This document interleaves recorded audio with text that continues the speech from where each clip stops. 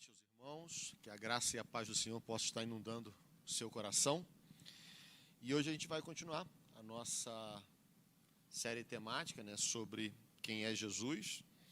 E hoje a gente vai falar de Jesus, o Mestre, aquele que veio para nos ensinar, aquele que veio para trazer para a gente a instrução como nós vamos fazer essa caminhada enquanto a gente estiver aqui na Terra. E o mais legal, de pensar no exercício da aprendizagem é, primeiro, não existe conclusão de curso. Então, percebam bem, você nunca vai formar em crente, graças a Deus. Tá? Segundo, a instrução, ela não tem idade. Então, criança aprende, adolescente aprende, adulto aprende, idoso aprende, não tem homem, mulher, então é o tempo inteiro. E terceiro, é um aprendizado que provoca uma prática. E a gente vai falar sobre isso nessa noite, porque é isso que define o ser o mestre. Convido você a abrir sua Bíblia, livro do Evangelho de Mateus, capítulo 10. Evangelho de Mateus,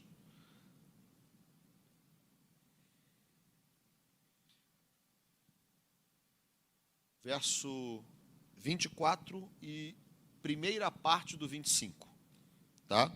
Mateus capítulo 10, 24 e 25, mas só a primeira parte do 25. E ela diz assim: o discípulo não está acima do seu mestre, nem o servo acima do seu senhor. Basta ao discípulo ser como o mestre, e ao servo como seu senhor. Se a gente observar essa sequência e essa informação, é o próprio Jesus falando para os seus discípulos naquilo que nós chamamos de instruções iniciais. São as primeiras que ele senta o grupo e fala assim: olha só, eu quero que vocês pensem assim. E várias vezes na palavra de Deus nós vemos palavras como rabi, como mestre, como profeta. A palavra vem como aquele que ensina. Essa característica ela está premente em Jesus Cristo. Talvez você, e eu acho que muita gente viu o The Chosen, e viu ali algumas das cenas, de Jesus falando com as pessoas, instruindo elas, fazendo convites para que elas andassem com ele. E aquela série é bem interessante porque ela traz uma espécie de humanidade. Caramba, ele parece tanto com a gente falando, andando, sentando, batendo papo com as crianças, Então, isso tem um olhar que eu acho que a gente, às vezes, tem que olhar para a Bíblia quando a gente pensa que Jesus veio a esse mundo, se encarnou como homem, ou seja, ele teve características e questões que são nossas, dilemas que são do ser humano, justamente para nos mostrar como vencer e como romper esses dilemas. Quando a gente pensa na palavra mestre, a definição de mestre é professor de grande saber, perito ou versado em qualquer ciência ou arte. Nós estamos falando com quem sabe. É aquele que tem a palavra final. Quando você conversa sobre um determinado tema com uma pessoa, com uma certa especialidade, a gente aprende alguma coisa. Quando a gente vira e fala assim, nossa, essa pessoa tem mestrado, ela tem um doutorado, ela tem um conceito, a gente recua um pouquinho e fala assim, não, realmente nós estamos falando com alguém que sabe. Colossenses capítulo 2, verso 3, que para mim é um dos versos mais fabulosos da palavra de Deus, fala que em Cristo estão contidos todos os tesouros da sabedoria e do conhecimento. A palavra aí é gnosis, que é o conhecimento espiritual, e sofis, que é o conhecimento técnico-acadêmico. A Bíblia está dizendo que, através de Jesus Cristo, nós compreendemos todas as coisas que existem. Nós entendemos, nós nos aprofundamos na química e conseguimos entender por que a água que é uma das moléculas mais fantásticas do mundo, tem uma angulação de 109 graus. É isso mesmo? Obrigado. Está vendo? A gente pergunta para quem sabe. Né? Então, você percebe que porque ela tem a angulação de 109 graus, a água tem uma característica totalmente diferente de todas as moléculas, que ela atinge uma densidade a 4 graus e não a 0 graus. Por isso que gelo boia. Caramba, mas o gelo boia 4 graus, 109 graus, essa angulação. Em Cristo estão contidos todos os tesouros da sabedoria e do conhecimento. Esse entendimento aponta para a glória de Deus. Que coisa fantástica. Mas como é que eu compreendo isso? Compreendendo o que Cristo ensinou como nosso mestre. Né? Jesus é o mestre dos mestres, porque o seu ensino é baseado na autoridade dele como, já vimos, Salvador, como Senhor, como Conselheiro. Todas essas características. Mateus capítulo 7, 28 e 29 diz assim: quando Jesus acabou de proferir essas palavras, estavam as multidões maravilhadas da sua doutrina, porque ele as ensinava como quem tem autoridade e não como os escribas. Então percebam que essa capacidade de Jesus tem a ver com a sua própria divindade e, ao mesmo tempo, talvez uma das coisas mais paradoxais, com a sua humanidade. Ao mesmo tempo Deus, ao mesmo tempo homem, nos ensinando a como nos relacionar, a como trabalhar, a como conviver na família, a como é que a gente entende ciência, economia, política, direito, qualquer área do conhecimento, qualquer tipo de ação. Tudo isso passa pelo entendimento correto de quem é Jesus Cristo. Né? Mas, se Jesus é o mestre, e aí que é o ponto que eu gostaria que nós pensássemos nessa noite, se Jesus é o nosso mestre, significa que nós somos o quê? Os alunos, os aprendizes, os discípulos. Para você, então, compreender o Jesus mestre, você tem que entender o seu papel como discípulo de Cristo. Você tem que compreender que você é um aprendiz que compreende, que entende e que coloca aquilo em prática. Fiquei pensando aqui agora. Imagina, Carol, você vai ao médico. Ele é um médico, formado. Teve aula de cirurgia. E vai fazer uma cirurgia. Aí ele chega na hora e fala assim: eu aprendi no livro, eu vi as técnicas, mas eu estou com uma ideia aqui diferente, eu vou fazer agora. Você está sedado, você não vai ver nada. Será que cabe isso?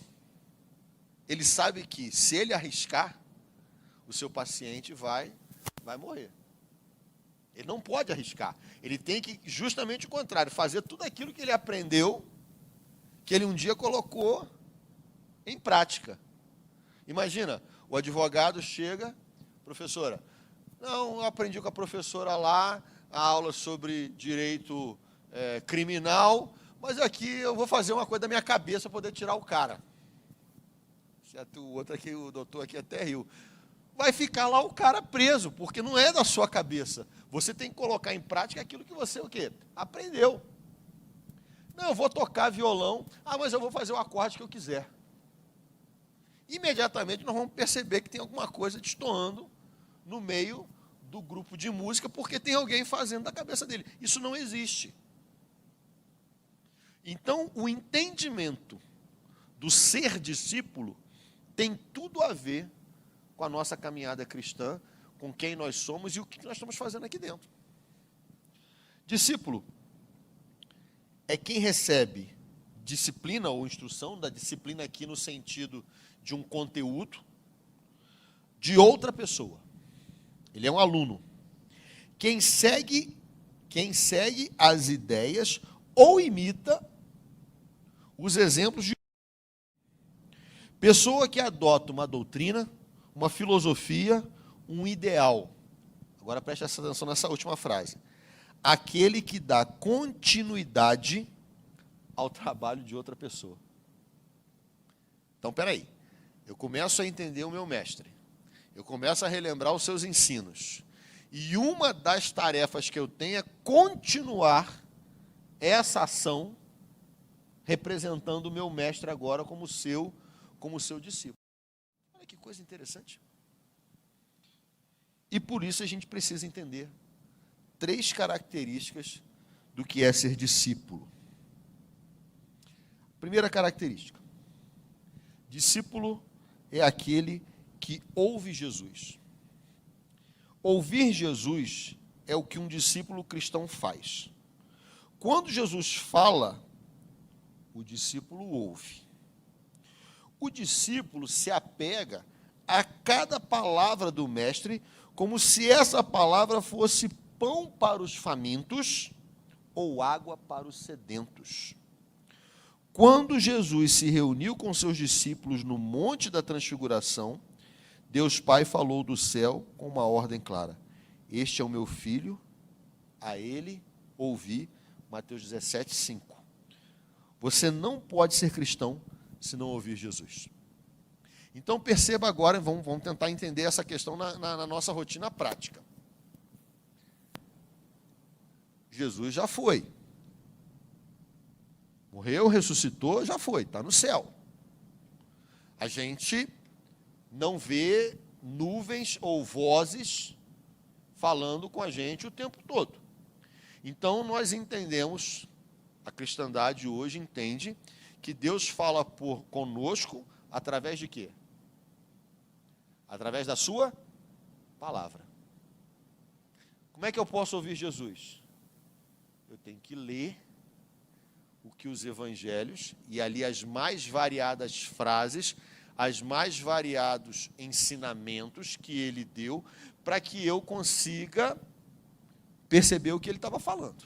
E nós temos, então, momentos fantásticos na história desse tempo de Jesus aqui na Terra. Uma cena que eu acho legal é Jesus chegando e fala com Tomé.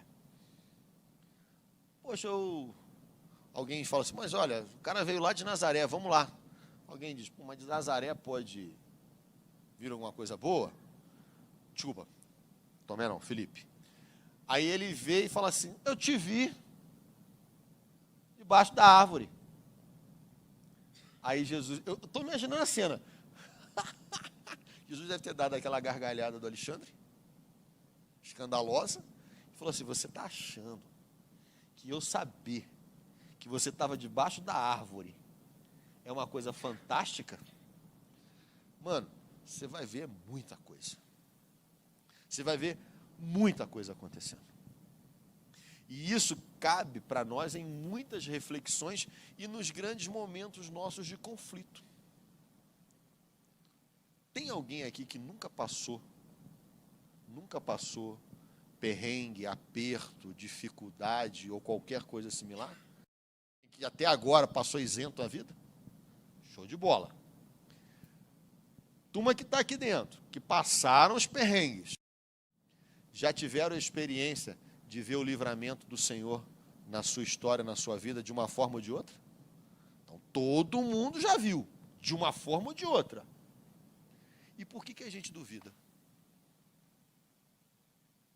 Se a gente ouve que Ele é o Todo-Poderoso, se a gente ouve que Ele faz os milagres, que a gente ouve que Ele cura, que a gente ouve que Ele trata, que a gente ouve que Ele liberta, que a gente ouve que Ele salva, e mais o nosso coração humano, na hora de novo perrengue, não vai ter jeito, eu não vou conseguir, não, agora está tudo errado, não, agora o trem vai desandar de vez.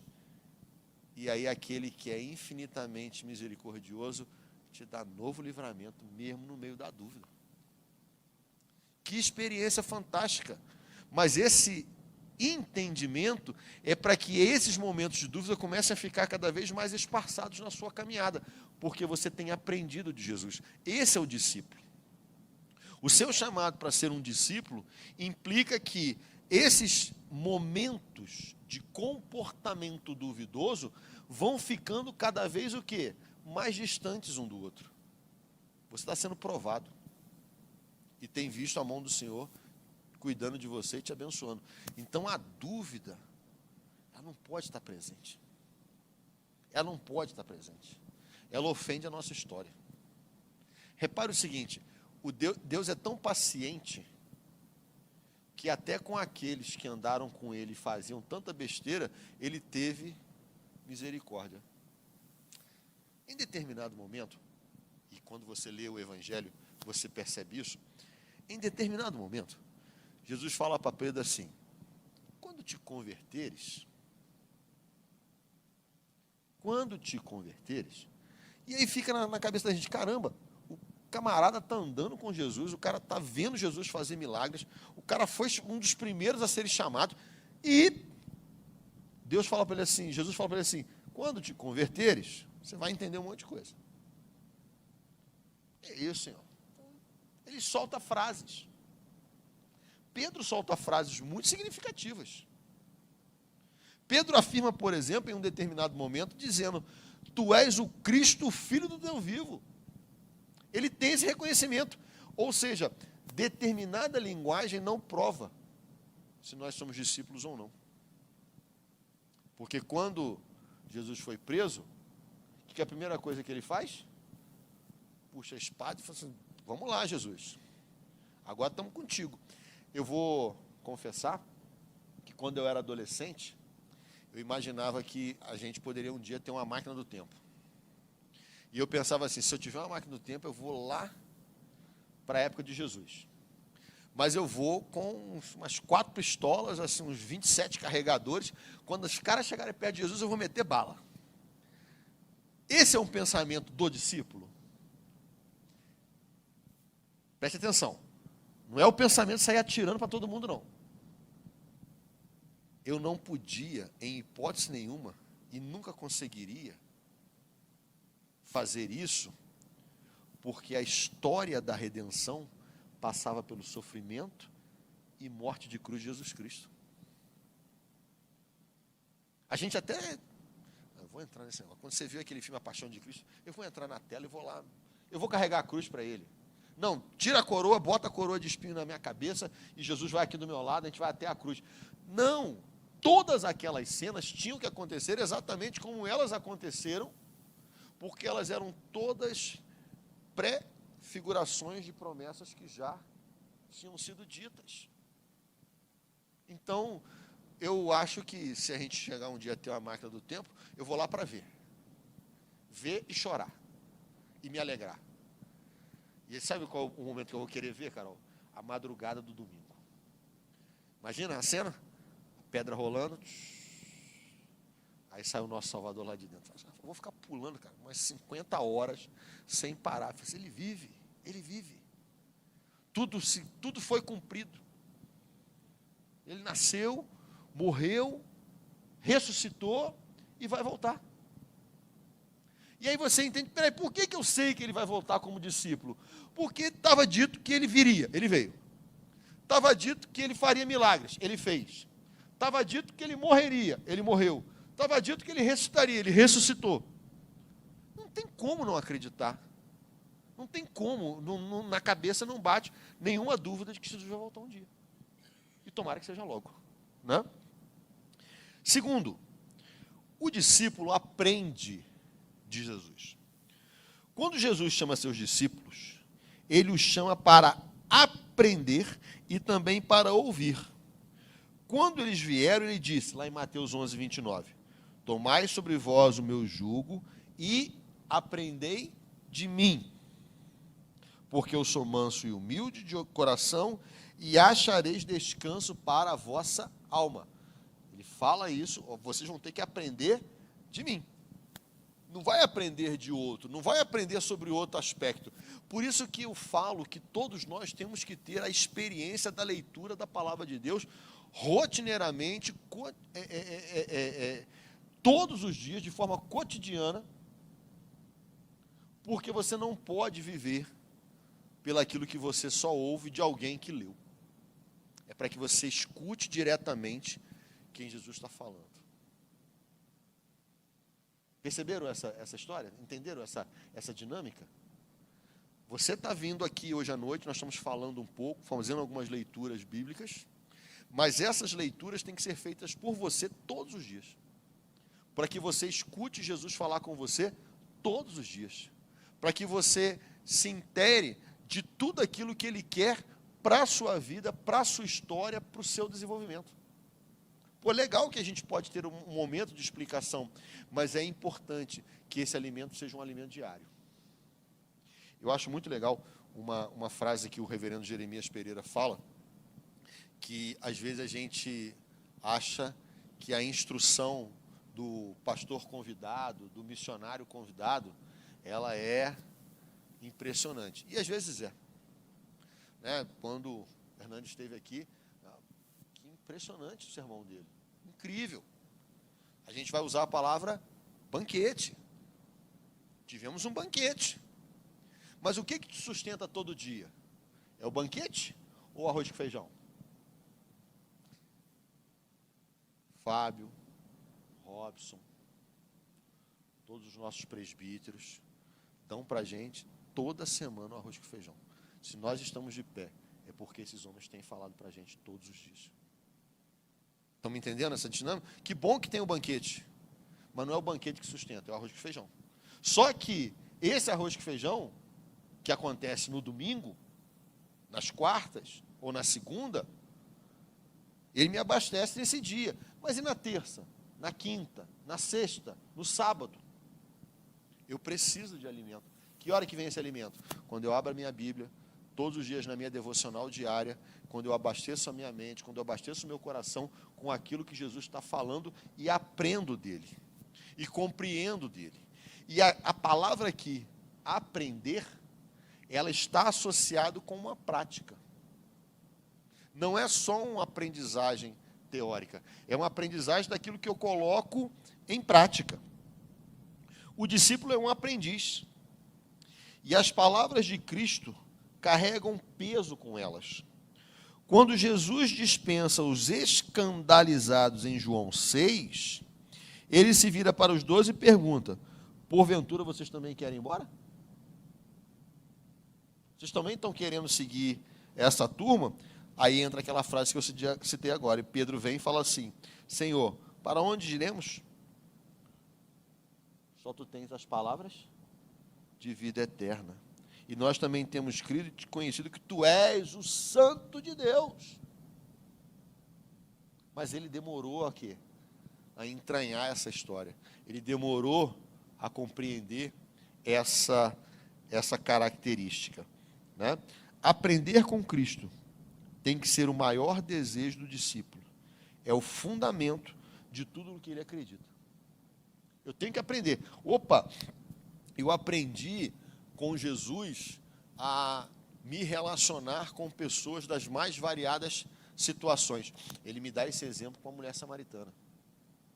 Ele me dá esse exemplo quando ele conversa com Zaqueu. Ele me dá esse exemplo quando ele bate papo com os soldados romanos, no meio do furacão. Então, eu aprendi de Jesus e aprendi a lição. Eu tenho que colocar em prática quando ele fala sobre amar pessoas, sobre cuidar de pessoas, sobre ter tempo com pessoas, sobre olhar pessoas, sobre olhar que aquela pessoa que eu aparentemente criei uma figura, ou uma capa, ou uma máscara, por trás ali tem alguém real da qual ele precisa desse cuidado e dessa atenção. Isso é importante. O aprendizado seguido de uma lição, de uma capacidade prática. Tem tudo a ver com a nossa vivência rotineira. Vamos tentar pensar numa coisa simples. Você vai preparar uma panela de arroz. Então, a gente sabe que em determinados momentos eu vou botar o tempero, aí eu coloco o arroz, deixo ele secar um cadinho, aí depois coloco água e vou ali controlando para a água para ver se o arroz não ficou duro demais. Se precisar, a gente pinga mais um tiquinho, deixou secar, meu arroz está pronto. Sei que eu tenho que colocar o tempero, parece tão fácil, né? A gente vai falando assim, mas é uma facilidade danada, né? Coloco o meu tempero, aí a gente aprende aquelas coisas de arroz de mãe, né? Arroz de vó, que parece que tem uma pitada, o sal é diferente, né? Ou tem um temperinho, alguma coisa que faz a diferença total. Em algum momento aprendeu a fazer. Em algum momento entendeu. E repete aquela aprendizagem. E a repetição dessa aprendizagem vai tornando aquilo tão normal ou tão natural que você sabe que depois de alguns anos, se você botar uma venda, você faz seu arroz. Você não precisa olhar nem o que você está ali colocando ou vendo. Você já sabe tudo. Está tão automático porque aquilo entranhou em você, aquilo penetrou, aquele conhecimento ficou tão automático que você sabe. Legal nisso, né? Bacana esse pensar de Jesus. Então, notem que o pensamento, a aprendizagem em Jesus, ela vem condicionada com uma prática contínua, com treinamento. Pensem bem, e eu vou falar um pouco mais sobre isso no final. A gente tem falado tanto de evangelismo e falamos muito o tema desse ano como santidade.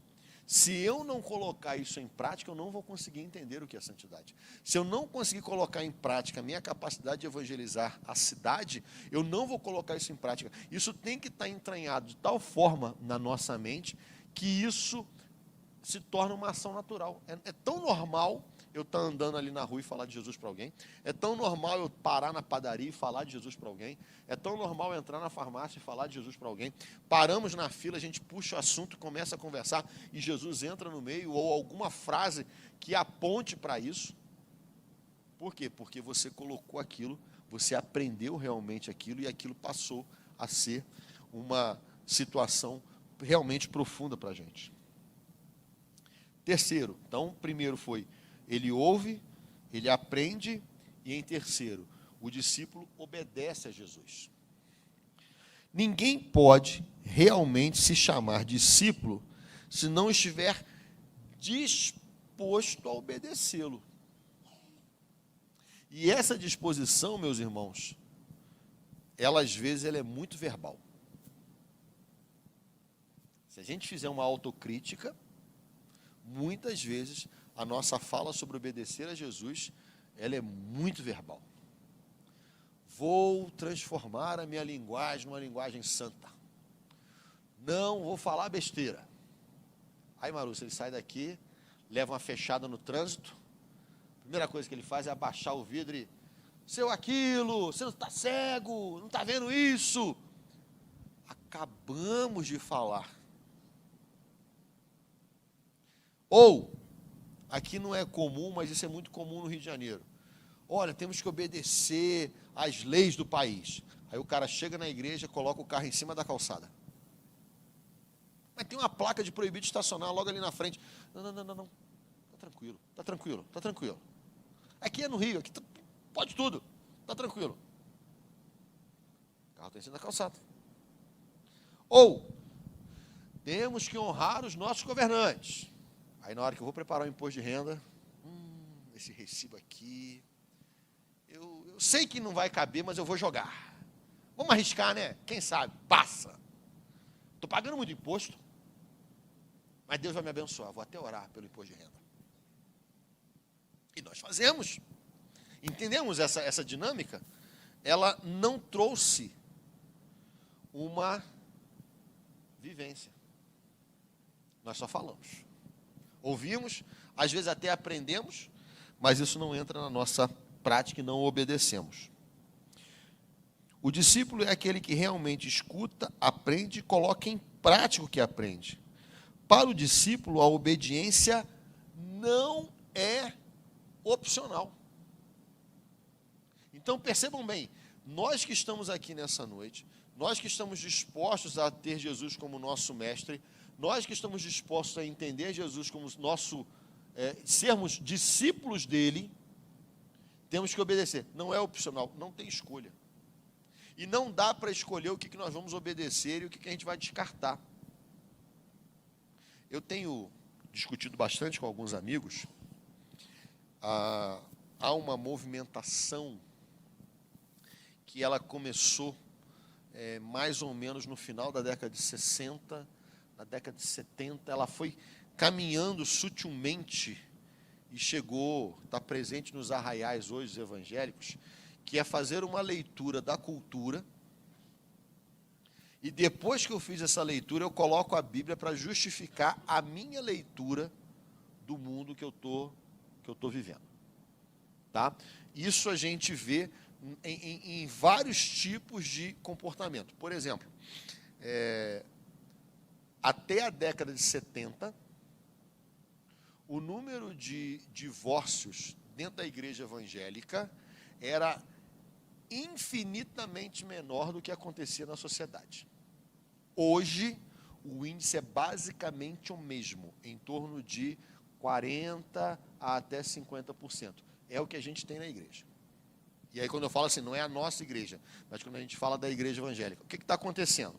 Nós passamos a olhar relacionamento a partir de uma perspectiva cultural e tentamos colocar essa perspectiva cultural e fazemos a leitura da palavra de Deus. Por que determinados grupos que têm conflitos na sua sexualidade se apegam exclusivamente de Jesus, que ele é amor e que amou todas as pessoas e que ele representa o amor? Ou seja, eu preciso justificar o meu modo de vida a partir da Bíblia. Então eu pego só os trechos da Bíblia e falo que é preconceito, eu falo que ele não ama o seu próximo, ele não quer convivência. Isso, irmãos, não foi de agora, isso está vindo desde a década de 60. Uma releitura bíblica dentro de uma perspectiva cultural. Então a gente tem que tomar muito cuidado. Primeiro eu leio a Bíblia.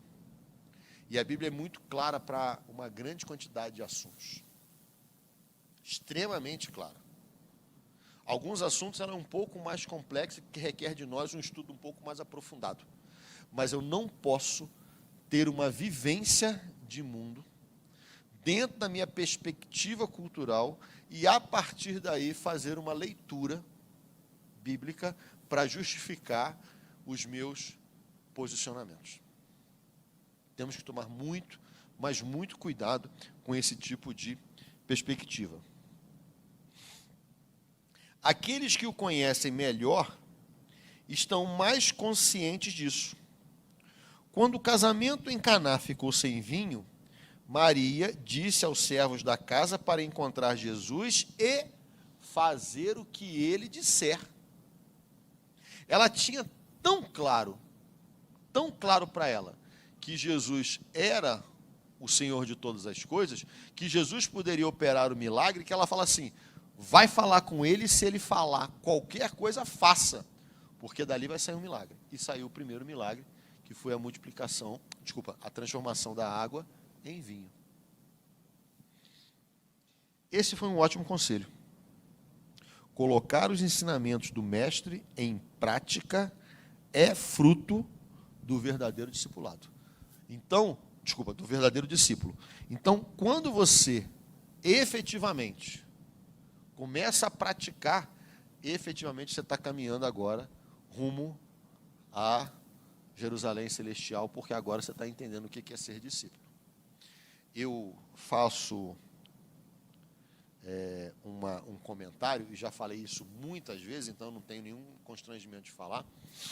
Eu tenho muita dificuldade de entender crente que é muito piedoso, que ele é muito asséptico, que ele tem resposta para os erros de todo mundo, que ele consegue identificar todos os pecados da outra pessoa.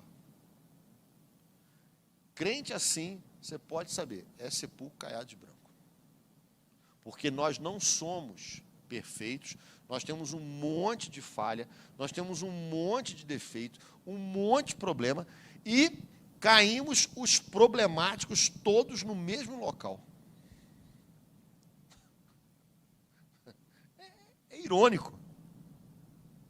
A gente cobra, às vezes, uma perfeição dos outros, mas nós não entendemos que estamos num espaço, numa comunidade, com um monte de problemático. Um monte de gente com defeito, um monte de gente com suas com os seus conflitos, com as suas histórias. E Jesus é muito legal. Ele várias vezes ele dá uma cutucadinha no pecado, mas ele imediatamente apresenta uma solução. Ele chama a atenção daquilo que está errado, mas imediatamente ele traz uma questão. Né? Eu estou lembrando aqui, né, da passagem da mulher samaritana, e é curioso, né? Vocês lembram da passagem, todo mundo? E Jesus vai beber água e a mulher chega, não é verdade? Vocês estão lembrados que hora que ela chega? Quem busca água no deserto meio-dia? Quem busca água no deserto meio-dia? Tradicionalmente, a busca pela água acontecia logo no início da manhã, que era o horário mais fresco, buscavam a água, levavam para casa para todas as atividades do dia e voltavam no final do dia para deixar a reserva de água para a noite. Aquela mulher era tão pária na sociedade que ela tinha que ter ido buscar meio-dia porque ninguém estava ali. Conseguem perceber o estado de solidão que essa mulher vivia? De devastação. Jesus fala, senta com ela, você pode me dar um pouquinho de água? Ela, peraí, mas você está falando comigo? Eu falei, não, estou falando com você. Não, mas você é judeu, está falando comigo que sou samaritano? Eu falei, tudo bem, estou falando com você que é samaritana. Mas também sou mulher. Eu falei, tudo bem, estou falando aqui um homem com uma mulher, eu estou dizendo para você, você pode me ajudar com um pouquinho de água? E tal, e de repente fala sobre o marido, fala, não, eu sei que você não tem, já está no cesto. Mas não, presta atenção, isso não é o problema nosso hoje em dia. Hoje não é esse o problema. Hoje eu quero dizer para você que se você souber com quem você está falando, você que me pediria água, porque o que eu tenho é água viva. Compreendemos essa dinâmica? Jesus não está preocupado com os pecados dela, Jesus está preocupado com a solução. Irmãos, nós estamos falando numa igreja para a cidade. Nós não podemos nos ater aos pecados das pessoas que estão chegando para a nossa comunidade. Nós temos que nos ater à solução. A solução é Jesus Cristo. A solução da transformação é ensinar a palavra de Deus. E vai ter gente que vai demorar a entender isso. Vai ter gente que vai conviver com a gente aqui 1 ano, 2, 3, e não vai ter uma mudança ainda. Mas vai chegar a hora.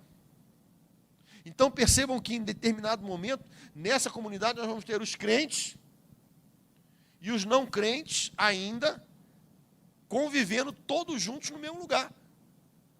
Na mesma classe escola dominical, no mesmo acampamento, no mesmo grupo de mulheres, no mesmo grupo de homens, com os adolescentes. Aí eu vejo o problema acontecendo. Jovem, homem, mulher, há uma resposta para esse problema. A solução para essa história. Ah, mas está difícil. Então vamos orar para Deus te sustentar e vamos passar por isso. Pode demorar? Pode. Pode demorar? Pode. Tem respostas de oração que levaram uma vida inteira. Temos nós aqui, quantos de nós temos orado, às vezes, por alguns parentes nossos, para que eles conheçam a palavra de Deus, e já estamos orando, já há alguns anos, e parece que nada acontece. Mas a gente não pode parar de orar. Por quê? Porque em algum momento o Espírito Santo vai tocar e vai chamar e vai converter e ele vai estar andando nos caminhos do Senhor. Eu não posso deixar de acreditar que há salvação até no último minuto de suspiro de vida. Não é verdade? Aquele homem não foi convertido na cruz no último suspiro. O próprio Jesus falou para ele, você vai estar comigo no paraíso. Então, não podemos desistir. Não podemos abrir mão disso. Temos o desafio de ser discípulos e fazer novos discípulos. O lema, da nossa igreja, uma igreja para a cidade, esse desafio fica mais intenso. Queremos a cidade na igreja servindo ao Senhor. Logicamente que isso tem consequências. Vai ter consequências. Vai ter gente aqui desonesta, vai ter prostituta, vai ter gay, vai ter pessoas que devem estar na 5ª, 6ª, 7ª mulher, que tem 2, 3 famílias. Tem gente que vai chegar que é rico, tem gente que vai chegar que é pobre, tem gente que vai chegar cheiroso, tem gente que vai chegar fedorento. Tem gente que vai chegar com roupa boa, tem gente que vai chegar com a pior roupa, com a roupa toda rasgada. Igreja para a cidade. Essa é a cidade de Brasília. Somos hoje a 3ª maior cidade do país, em número de habitantes. Significa que aqui tem de tudo.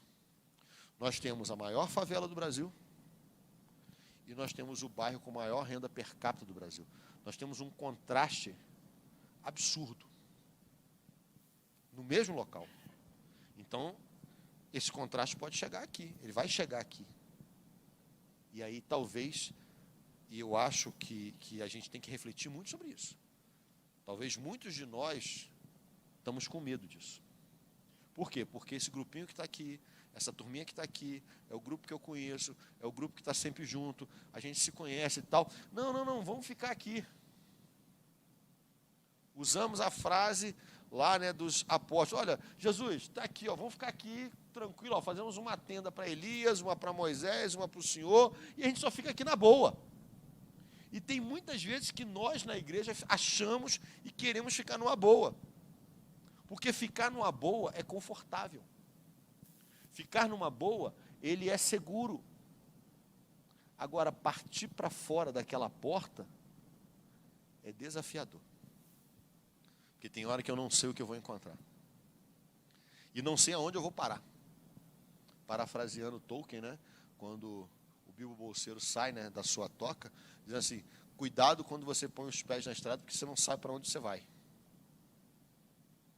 Se a gente botar os pés para fora e começar a evangelizar para fora, a gente não sabe o que vai acontecer. Quem vai chegar? Uma coisa eu tenho certeza. Chegarão aqueles que precisam de Jesus Cristo como seu Senhor e Salvador. Aqueles que precisam passar por uma transformação profunda. E uma transformação que pode durar uma semana, um mês, um ano ou 10 anos. Mas nós temos que fazer essa pregação de evangelho, nós temos que falar dessa mensagem. Queremos buscar os perdidos para a casa do Pai e estimulá-los a serem discípulos.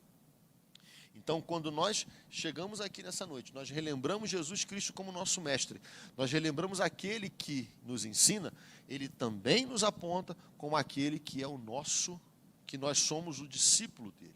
Nós propagamos isso, nós vivemos isso, nós entronizamos isso, nós entranhamos isso em nós, colocamos isso em prática e apontamos isso para fora. Eu acho desafiador. Eu acho encorajador. E eu acho que muitas vezes pode ser até um terror. Dá medo. Eu não sei o que vai acontecer. Mas é a mensagem da cruz. Essa é a ordem que nós recebemos. Esse é o papel de ser discípulo. Eu estou aprendendo e imediatamente eu já começo a fazer o outro aprender, já começo a desafiá-lo a essa caminhada. Que Deus nos ajude, que Deus nos abençoe e nos estimule a sermos discípulos e que isso possa fazer uma profunda diferença na prática da vida da nossa igreja. Em nome de Jesus. Vamos estar orando? Santo Deus, nós te agradecemos por falar contigo. Louvamos o teu nome porque as tuas misericórdias são as causas de não sermos consumidos. E as tuas misericórdias não têm fim. Que coisa fantástica, Pai. Nós podemos, às vezes, por nossas negligências, errarmos demais. Mas o teu amor é maior. A extensão do sacrifício de Jesus Cristo é ilimitado. Mas nós não queremos, Pai, em nome de Jesus, sermos ilimitados no pecado. Nós queremos que cada dia mais, aprendendo de Jesus, nós limitemos o pecado em nossas vidas. Cada dia mais, aprendendo de Ti, nós possamos ser mais operosos na Tua obra. Cada dia mais, aprendendo de Ti, nós podemos dar bom testemunho para aquelas pessoas que ainda não conhecem que Jesus Cristo é o Senhor. Que nós possamos falar com intrepidez. Então nós queremos diminuir cada vez mais e queremos que o Senhor cresça em nós. Efetivamente, ser discípulos no sentido pleno da palavra, para transformar essa cidade, para que a igreja do Guará 2 possa ser uma igreja para essa cidade, em que o teu evangelho alcance corações. Obrigado, que o Senhor fique conosco, nos dê uma noite de paz, de descanso, reparadora, em nome de Jesus Cristo, nosso Senhor e Salvador. Amém.